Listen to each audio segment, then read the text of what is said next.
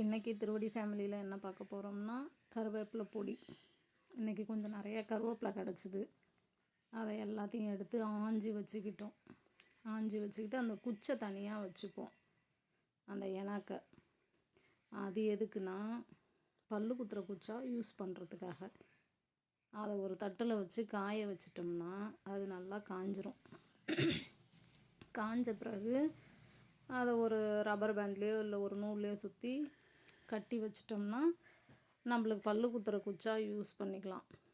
அதுக்கு முன்னாடிலாம் இந்த பூந்தோடை பிறக்கும். எங்கள் அப்பாலாம் அதில் தான் கொஞ்சம் பல்லு குத்திட்டு இருப்பாங்க. இந்த ஊருக்கு பார்த்திங்களா தட்டில் காமிக்கிற பாருங்க. அது மாதிரி காய வச்சு நீங்கள் ஒரு ரப்பர் பேண்டோ இல்லை நூலை போட்டு கட்டி வச்சுருங்க. ஃபஸ்ட்டு அடுப்பில் வானலை வச்சு 1 கப்பு கடலைப்பருப்பு அதை நல்லா வாட்டி விடுங்க. அது நல்லா சூடேறின பிறகு அது கூட கொஞ்சம் காஞ்ச மிளகாய் போட்ட உடனே பூண்டு போடுங்க. நல்லா பூண்டு, அதுவும் நம்ம விருப்பம்தான். பூண்டு போட்டுட்டு அதையும் நல்லா வாட்டுங்க. ரெண்டும் நல்லா சூடேற்றும். ஒரு மீடியம் ஃப்ளேமில் வைங்க. ரொம்ப தீ அதிகமாகவும் இருக்க வேண்டாம், ரொம்ப கம்மியாகவும் இருக்க வேணாம். வேணால் உங்களுக்கு தீய வேணால் கூட சிம்மில் வச்சுக்கோங்க, அதிகமாக மட்டும் வைக்க வேண்டாம். ஏன்னா எல்லாமே ஒரே சமமாக வறுந்து வரணும். இதுக்கு பிறகு காரத்துக்கு என்ன பண்ணுறோன்னா ஒரு 5 ஸ்பூன் மிளகு போடுங்க. இது மழை நாளாக இருக்கிறதுனால மிளகு சாப்பாட்டில் கொஞ்சம் நல்லா சேர்த்துக்கிட்டோம்னா அந்த தொண்டை கரகரப்பு, நெஞ்சு சளி இதெல்லாம் இருக்காது. அதை போட்டு நல்லா வாட்டின பிறகு இந்த பச்சை கருவேப்பிலையை எடுத்து போட்டு வாட்டுறோம்.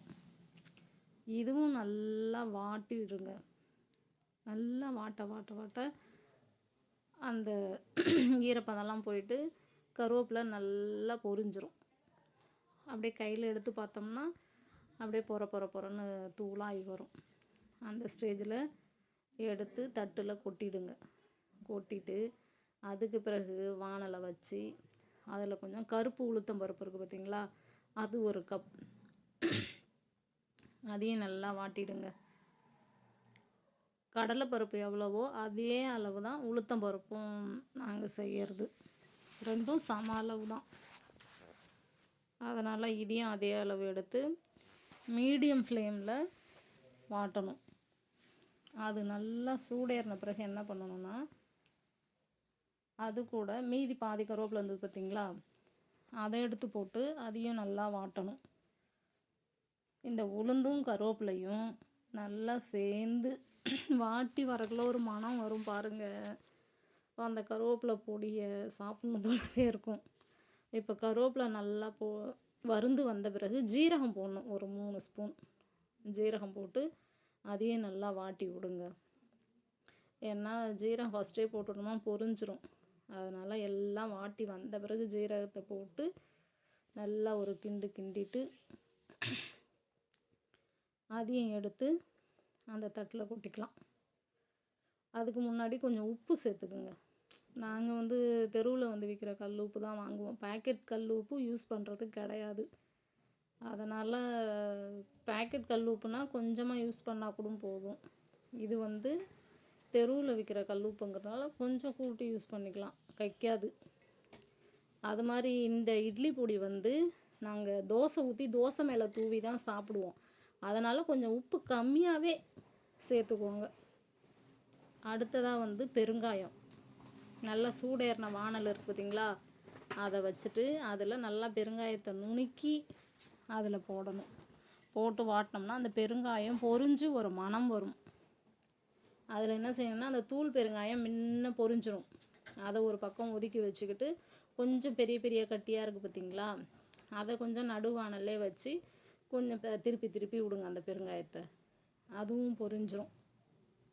அதுவும் நல்லா பொரிஞ்ச பிறகு எல்லா பெருங்காயத்தையும் ஒன்றாக்கிட்டு நாங்கள் அந்தாண்ட கருவேப்பிலை பொடிக்கு என்னென்ன தேவையோ வாட்டி வச்சுருக்கோம் பார்த்திங்களா, அதை எடுத்து இந்த வானலில் கொட்டி எல்லாத்தையும் சேர்ந்து சமமாக ஒரு பெரட்டி விடுங்க.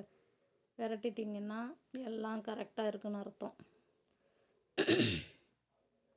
இந்த கருவேப்பிலை பொடி பார்த்திங்கன்னா நல்லா இரும்பு சத்து உள்ளது. நம்ம முடி வளர்ச்சிக்கோ ரத்த சோகை இல்லாமல் பார்த்துக்கும். அதுக்காக தான் கருவேப்பிலை பொடி சேர்த்துக்கிறது. எங்கள் வீட்டில் தோட்டத்தில் நிறையா கருவேப்பிலை மரம் இருக்குது, செடி இருக்குது, அதனால் பிரச்சனை இல்லை.